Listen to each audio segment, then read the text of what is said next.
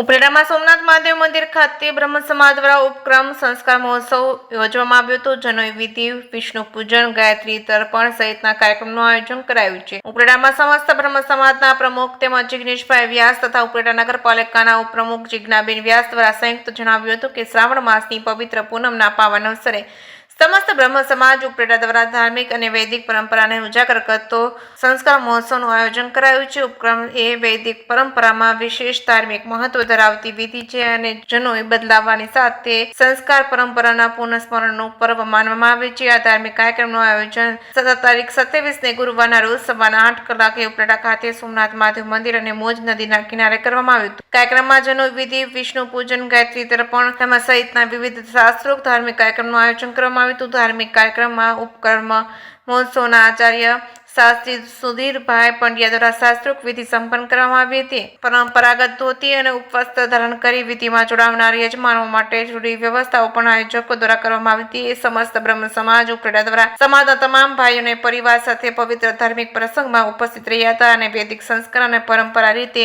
વિધિવત આ કાર્યક્રમને સફળ બનાવ્યો હતો. કે સિંગલ સાથે અર્શી આહિર, ઉપલેટા. આજે શ્રાવણ સુદ પૂનમ મધ્યાહન વ્યાપીની પૂનમ છે અને બધા ઉપાકર્મ શ્રાવણી સંસ્કાર પ્રયોગ કરી રહ્યા છીએ.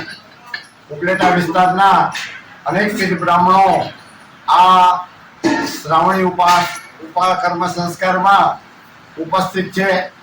અનેક પ્રકારના વેદ મંત્રોથી ચારેય વેદ, ષડ દર્શન, પુરાણ, ઇતિહાસ આ બધા ગ્રંથોનું માનસિક સ્મરણ કરી અને પુષ્પાંજલિ આપીને તર્પણ કરવામાં આવે છે.